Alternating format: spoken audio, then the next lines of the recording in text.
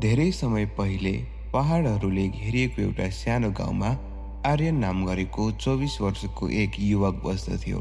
आर्यन धेरै अशान्त थियो। उसको मन सधैँ विचारहरूले भरिएको हुन्थ्यो। दिनभरि अनेकौं विचारहरू आउने र जाने गर्थे, जसले गर्दा उसलाई बेचैनी र थकान महसुस हुन्थ्यो। ऊ सधैँ आफ्नो विगतलाई लिएर दुखी हुन्थ्यो र भविष्यको बारेमा धेरै चिन्ता गर्दथ्यो। यी विचारहरूका कारण उसको मन सधैँ आधीबेरी आए जस्तै हुन्थ्यो, जसले न शान्त महसुस गर्न सक्थ्यो न राम्ररी सुत्न सक्थ्यो। यहाँसम्म कि उसले मुस्कुराउन समेत बिर्सिसकेको थियो। एक दिन आर्यनले पहाडको निकै टाढाको एउटा गाउँको बारेमा सुन्यो। मानिसहरू भन्थे कि त्यहाँ एकजना बुद्धिमान वृद्ध बस्दछन्। ती वृद्ध शहरका प्रख्यात मनोवैज्ञानिक थिए। उनले आफ्नो जीवनमा धेरै मानिसहरूलाई मद्दत गरेका थिए र मनमा शान्ति कसरी पाउने भनेर सिकाएका थिए। अहिले वृद्ध भएपछि उनी शहरको व्यस्त जीवन छाडेर प्रकृति नजिकैको एउटा शान्त गाउँमा बस्न थालेका थिए। कहिलेकाहीँ उनले आगन्तुकहरूलाई सल्लाह पनि दिने गर्थे। आर्यन जिज्ञासु र आशावादी थियो। उसले सोच्यो, सायद यी बुद्धिमान व्यक्तिले मलाई शान्ति पाउन मद्दत गर्न सक्छन्। धेरै दिनको लामो र थकाइ लाग्दो यात्रापछि आर्यन पहाडको त्यो गाउँमा पुग्यो। त्यहाँ पुग्दा उसले हरियाली ढाकिएको एउटा सानो घर देख्यो। घरको बरन्डामा ती वृद्ध शान्त भएर बसिरहेका थिए।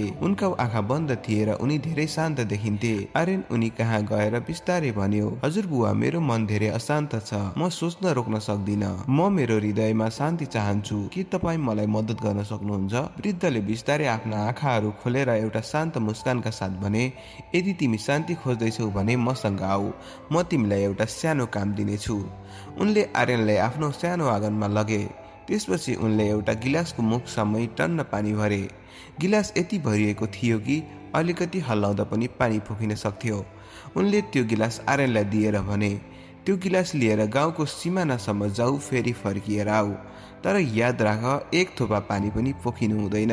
आर्यनले अचम्म मान्दै उनलाई हेर्यो, तर ऊ आफ्नो उत्कृष्ट प्रयास गर्न चाहन्थ्यो। त्यसैले उसले चुनौती स्वीकार गर्यो।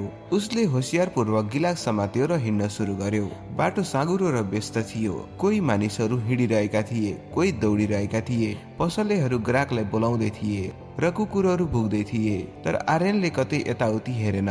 उसको आँखा गिलासमा मात्रै थियो। ऊ बिस्तारै र सावधानीपूर्वक पाइला पाइला चाल्दै अघि बढ्यो। मानिसहरूले उसलाई अचम्म मान्दै हेरे, तर कसैले पनि बाधा पुर्याएनन्। उनीहरूलाई थाहा थियो कि उसले केही महत्त्वपूर्ण कुरा सिक्दैछ। अन्तमा आर्यन ती वृद्ध कहाँ फर्केर आयो र भन्यो, हजुर बुवा, मैले गरेँ। मैले एक थोपा पनि पानी पोखिन। वृद्धले टाउको हल्ल्याउँदै मुस्कुराएर सोधे, धेरै राम्रो। तर मलाई भन, के तिमीले बाटोको छेउमा बालबालिकाहरू खेलिरहेका देख्यौ? के तिमीले कुकुर भुकेको सुन्यौ? आर्यनले अचम्म मान्दै भन्यो, छैन, मैले केही देखिन र सुनिन। म केवल गिलासमा ध्यान दिइरहेको थिएँ।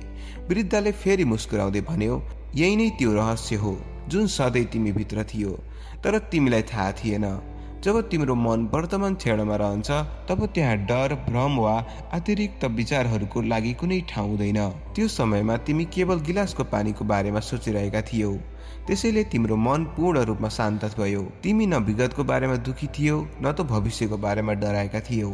बिस्तारै आर्यनले बुझ्न थाल्यो, यही नै त्यो शान्ति थियो जसको खोजी गरिरहेको थियो। शान्ति बाहिर पाइने कुरा होइन, शान्ति त हामी भित्रै हुन्छ जब हामी वर्तमान क्षणमा बाँच्छौँ। आर्यनले आफ्नो टाउको झुकाएर बिस्तारै भन्यो, हजुर बुवा, अब मैले बुझेँ। यदि म आफ्नो मनलाई शान्त पार्न चाहन्छु भने मैले मेरो मनलाई यही क्षणमा राख्नुपर्छ। वास्तविक शान्ति तब मात्र आउँछ। वृद्ध फेरि मुस्कुराए। सूर्य अस्ताउँदै थियो र अन्तिम किरणले जमिन छोइरहेको थियो। चराहरू आफ्नो गोठतिर उडिरहेका थिए। आर्यन घर फर्किन थाल्यो, तर अब ऊ अशान्त युवक थिएन। ऊ भित्रैबाट शान्त भइसकेको थियो, किनभने उसले आफ्नो मनलाई कसरी शान्त राख्ने भन्ने कुरा थाहा पाइसकेको थियो।